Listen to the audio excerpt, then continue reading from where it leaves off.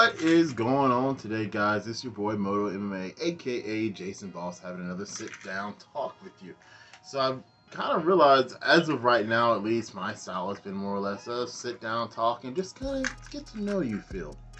Even though I do promise next week to try to get some video with me on the bike, or on the road. I know I promised this before, but I've had a lot of camera difficulties, unfortunately. I did have a new camera to help film me ride, a new action camera, but unfortunately I didn't get a chance to use it until recently, and when I tried to use it, it wouldn't start. So my camera actually it went down on me. It's broke, so I'm gonna have to buy a new one. Hold on just a second here. I got myself a little treat. Late night coffee.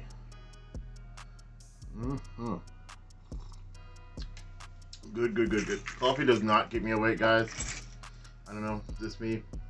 But here's the reason for the conversation tonight, guys. I've been asked today by a couple of different people, why I chose the type of bike that I chose.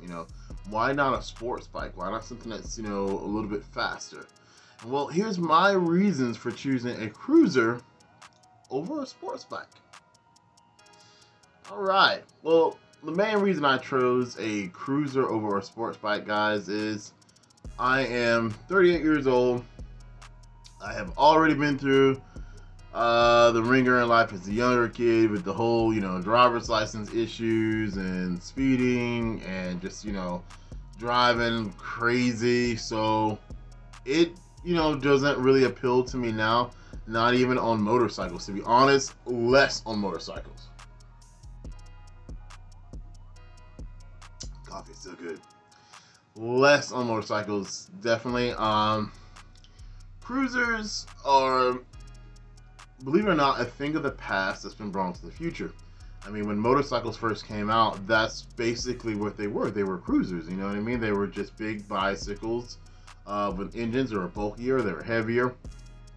And as they evolved, yes, they kind of took on the look that they have now, the cruiser look over time. But they were never really meant to go fast. They were just meant to kind of like cruise, get around town in, you know what I mean? Most cruisers, they top out, about around 120. I think the VMAX, I want to say, is the fastest cruiser, which I'm positive. The VMAX is the king of the cruiser. And I think he tops out about around 160, which is insane. You know what I mean? That's crazy fast to me. And there's just no real appeal to me to go like 160 miles an hour. My particular motorcycle tops out about around 120. Do I ever see myself going 120? No. I mean, let's face it. Here in America, the average highway, at least the ones that I've ridden on, if you know of any other, please let me know.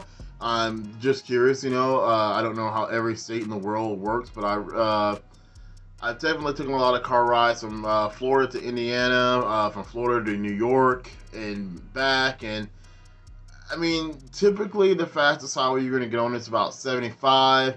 The average flow of traffic without getting ran over is about 80, maybe 85 at best. And that's the honest truth. I mean, you can do 80, 85, and I don't see myself getting pushed off the road. I didn't get pushed off the road. I drove from Indiana to Florida, and I had a trailer attached to my car, so I definitely wasn't speeding. And with that being said, the cruiser that I have is definitely just enough power. If I need to get over, if I need to maybe speed up a little bit, it's built where it has that torque, that punch where you can, get a good momentum or moving, but it's just not the same as a sports bike. Most sports bikes are, well, they're built for racing, to be honest. I mean, the design, the look, the sleeker feel, the fact that they weigh so much less than the average cruiser. Most of them are right around 400 to maybe 600 pounds, you know what I mean? They're made for speed. They're made to go, on a slow end, 120 miles an hour. And I don't mean like just go 120. There's a difference between go 120 miles an hour and get to 120 miles an hour right now. That's what sports bikes do. They get to that 120 right now. And then when you start getting into super sports, I mean, I watched this drag race the other day, VMAX versus a Hayabusa. Yeah, Hayabusa. And then the Hayabusa was not tricked out. And it was a neck and neck race for a while until you get into the higher gears. And once that Hayabusa get into that higher gears, that's a super sports bike, by the way. The Hayabusa is a super sports bike. So once they get in those higher gears, the VMAX just couldn't keep up with it. It took off and left this thing, which was awesome. It was beautiful, but I don't see me needing that much power on the road. I mean, I'm not going to need a Hayabusa on the road. I'm not going to need to go, 160 right now, 180 right now. You know what I mean? Whatever they top out on, I'm not really sure. But it's just not something to me that's practical. Insurance rates and stuff on sports bikes actually a lot higher than they are on cruisers. I watched Dan the Fireman. Love the guy. If you guys haven't seen any of Dan the Fireman's video, please check them out. Great safety tips. Even some on how to do, and how to get around, you know what I mean? I love the guy. Dan the Fireman is pretty awesome. But if you notice, most of his motorcycle videos that cover crashes and wrecks and speeds, it's usually always in a sports bike. I mean, I think sports bikes just have that temptation to want to punch it to its limit, to want to pass people and kind of have that king of the road feeling. Where a cruiser, I mean, you still have that immaturity in you at times, you know what I mean? Because it's just, you're on a motorcycle. But I don't think it's as much as kind of dialed down, because you're on something for looks. You're on something, for that American feel, you know what I mean? The such as shows like Sons of Anarchy and all that kind of stuff, you're on a cruiser, you're I think they were riding Dynas or whatever, so you're made to look tough. You want people to notice you, so you're not necessarily just zipping by people, If I was a millionaire, honestly, guys, and I had to pick a dream car, my dream car for me would be like a brand new Lincoln Navigator. It's a beautiful, beautiful truck. Lots of room, but it's not built for speed, guys. I'm just not a guy that's like into speed. I like luxury. I like looks, and I think cruisers come with that. They come with the radios, the bags, the Bluetooth, the floorboards. I mean, just everything that has that luxury feel. Plus, I get a decent amount of speed, as well. So it just covers everything that I personally like. So, yeah, that's why I really chose cruisers over sports bikes. I mean, if you're a sports bike rider, nothing wrong with it. I'm not saying all of you are speeders. You may not be a speeder. You might be the sports bike rider that is not. You know what I mean? I don't know. And that's pretty awesome. I've seen... Feet on Speed. She's one of my favorite YouTubers, and honestly, I've not seen a lot of videos of her like hauling butt down the road or popping wheelies or something like that. I'm sure she has the capability. I mean, she only weighs, I think she said maybe like 100 pounds soaking wet, guys. And I believe her bike is like a 600cc sports bike. And even a 600cc sports bike, guys, it's very, very fast. And if you're only putting like just 90 pounds on this thing, so now you don't have that much weight, she could definitely fly down the road if she wanted to. But you just don't see that a lot, you know what I mean?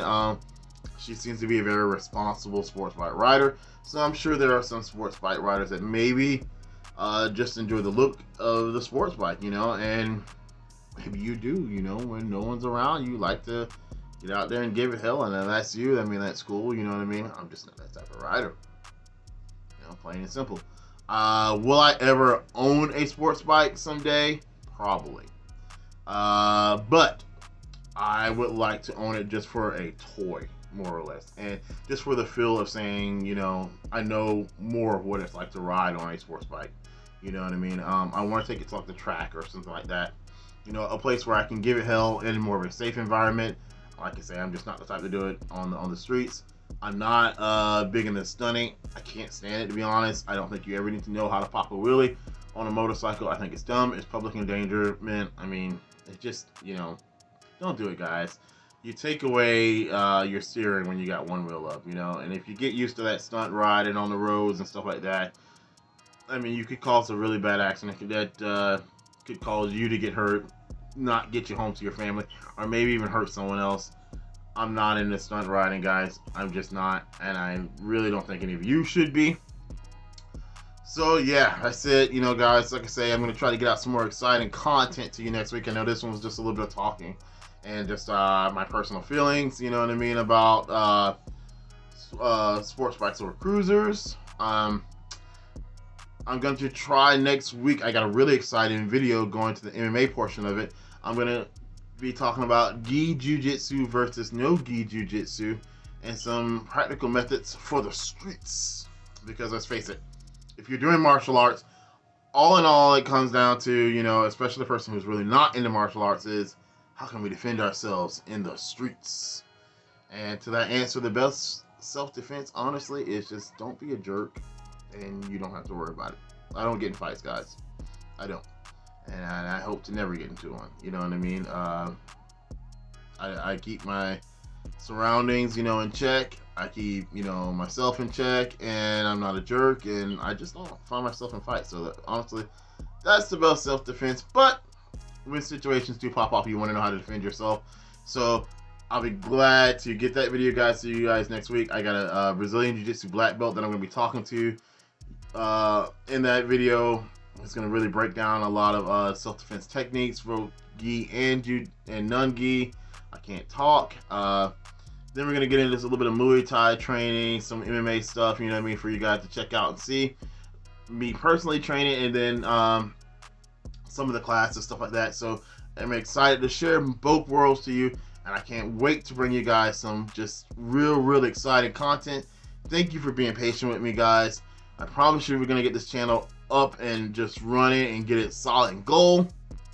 Alright, well guys, I'm going to finish just this one cup of coffee, then I'm going to get to bed. It's your boy Moto MMA saying good night, guys, and we'll see you later.